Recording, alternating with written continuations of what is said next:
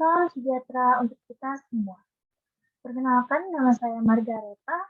Saya dari kelas 3C reguler B atau kelas malam. Hari ini akan menyampaikan materi mengenai hukum administrasi negara yang terdiri dari pengertian, asas, sejarah, dan teorinya. Pertama, apa itu hukum administrasi negara? Kali ini saya akan menyampaikan pengertian hukum administrasi negara sendiri menurut para ahlinya. Yang pertama, pengertian hukum administrasi negara menurut De La Anand adalah himpunan peraturan tertentu yang menjadi sebab negara berfungsi atau bereaksi dan peraturan itu mengatur hubungan antara warga negara dengan pemerintah. Yang kedua, pengertian hukum administrasi negara menurut Sir W. I. Jennings adalah hukum yang berhubungan dengan administrasi negara. Hukum ini menentukan organisasi kekuasaan dan tugas dari pejabat administrasi. Pengertian yang ketiga, yaitu hukum administrasi negara menurut L.J. Van Apeldoorn adalah keseluruhan aturan yang hendaknya diperhatikan oleh para pendukung kekuasaan penguasa yang diserahi tugas pemerintahan itu. Untuk asas-asas hukum administrasi negara itu ada 14. Nah, yang pertama yaitu asas nebis pecariru adalah asas yang menginginkan setiap tindakan dalam administrasi negara itu harus berdasarkan undang-undang dan hukum yang ada. Asas kedua, yaitu asas principle of equality adalah asas yang menginginkan agar ketika ada suatu kasus maupun fakta yang serupa, seluruh administrasi negara haruslah mempunyai keputusan yang sama atau serupa. Asas yang ketiga, yaitu asas principle of proportionality, adalah asas yang menginginkan penjatuhan hukuman dalam proporsi yang wajar bagi pegawai yang telah melakukan kesalahan. Asas yang keempat, yaitu asas principle of legality, adalah asas yang menginginkan agar hak yang telah diperoleh seseorang berdasarkan keputusan pejabat atau badan administrasi negara itu dihormati. Asas yang kelima, yaitu asas principle of motivation, adalah asas yang menginginkan agar ketika ada suatu kasus maupun fakta yang serupa, seluruh alat administrasi negara haruslah mempunyai keputusan yang serupa atau sama. Asas yang keenam, yaitu asas of non-lineage of competence, adalah asas yang menginginkan agar pejabat administrasi negara dalam pengambilan keputusan tidak memakai kewenangan ataupun kekuasaannya, atau yang bukan ranah kewenangannya tapi ikut memutuskan. Asas yang ketujuh, yaitu asas principle of meeting raise expectation, adalah asas yang menginginkan pemerintah dapat menimbulkan harapan yang wajar bagi kemerdekaan rakyatnya.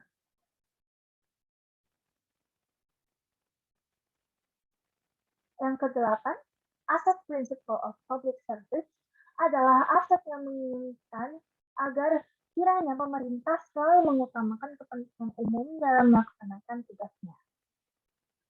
Asas ke-9, yaitu asas sapientia, adalah asas yang menginginkan pejabat administrasi negara harus selalu bijaksana dalam melakukan tugasnya.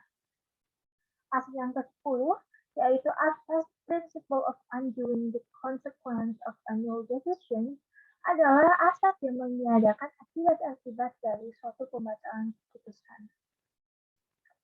Asas yang ke-11, yaitu asas principle of correctness, adalah asas yang menginginkan administrasi negara hati-hati dalam tindakannya agar tidak melahirkan kerugian bagi masyarakat banyak. Asas yang ke-12, yaitu asas principle of fair play, adalah asas yang menginginkan agar pejabat administrasi negara memberikan suatu kesempatan yang sebanyak-banyaknya untuk mendapatkan informasi yang benar dan adil kepada masyarakat. Asas yang ke-13, yaitu asas principle of protecting the personal way of life, adalah asas yang menginginkan agar adanya perlindungan bagi pandangan hidup setiap pribadi manusia.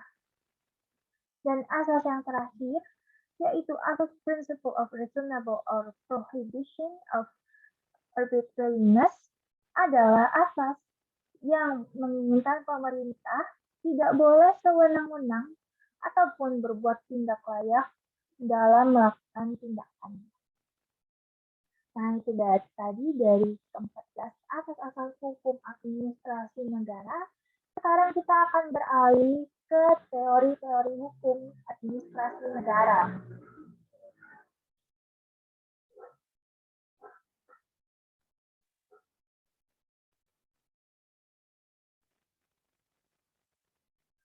Untuk teori hukum administrasi yang pertama, ada trias politika.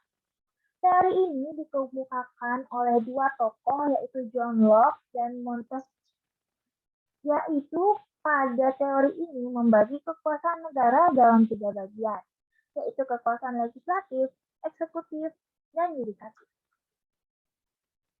Teori hukum yang kedua, yaitu teori trias catur praja, yang dikemukakan oleh Van Vollenhoven dengan teorinya, yaitu membagi kekuasaan atau fungsi pemerintahan menjadi 4 bagian, yaitu fungsi pemerintah, fungsi polisi, mengadili, serta pengaturan. Untuk teori yang ketiga, yaitu teori trias panca praja, yang dimana teori ini menambah satu fungsi dari tugas pemerintah, sehingga tugas pemerintah bukan lagi 4, melainkan menjadi 5 buah, yaitu perundang-undangan, pemerintah kepolisian, peradilan, dan kewarganegaraan. Sekian dari saya mengenai teori hukum administrasi negara. Semoga dapat membantu kita semua. Salam sejahtera dan salam sehat untuk kita semua. Sampai jumpa.